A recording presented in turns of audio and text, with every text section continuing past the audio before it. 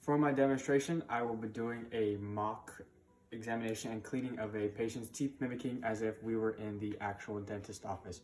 So what I will do is I will examine the patient's teeth with the sickle probe, and then from there I will just clean, floss, and have them do a rinse. So for the first part of the examination, we will be examining the patient's teeth with the Dental Explorer and the sickle probe, and all it is just your basic little metal tool which has a curved end on it. And what we do is open wide. We have the glasses on so that the light does not affect the patient's eyes. So what we do is we take the curved end of the sickle probe and we gently just tap, scrape, push on each tooth just to make sure there's no cavities, the teeth aren't brittle or weak, and we check the gaps in between each teeth and the gums, because making sure that the gaps aren't too deep is very important, because deep gaps are an early sign of gum disease such as gingivitis. So we tap, pull, scrape on each of the teeth, just making sure that everything's okay. And then from there we just continue going along and we look, check for more cavities, scrape off for any plaque or tartar.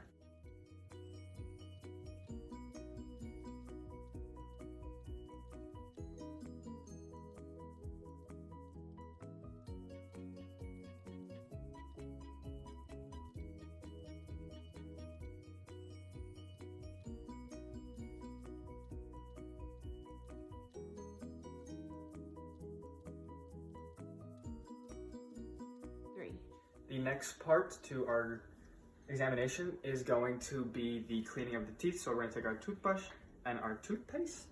Open up, please. We will now be brushing your teeth. We dip the toothbrush in the toothpaste, get it all nice, make sure nothing is going to drip down onto the patient. Open wide. And then from here, what we do is we just take a nice, gentle circular motion and move along each teeth. We want to get the whole surface of the teeth as well as getting the top of the gum line. Getting in between all gaps, just moving along, smooth circular motions, nicely cleaning it out. And then from there, after we move along the top, we move to the underside, which is the same, just a nice circular motion, covering all the surface of the teeth and between each gap. So we go along the underside, getting it all in between each gap, the gum line. And then from there, we do the same and just move to the bottom teeth.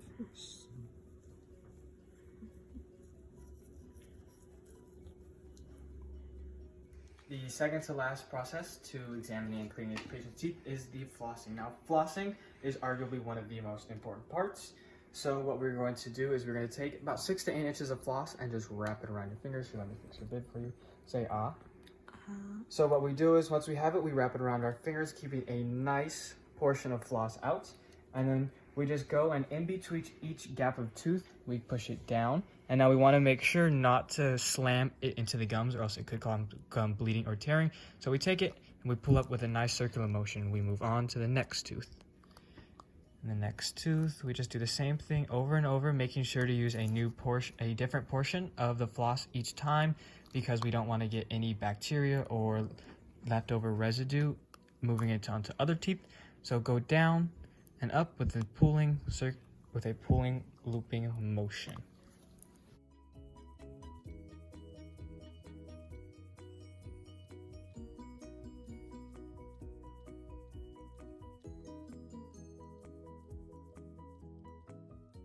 Action.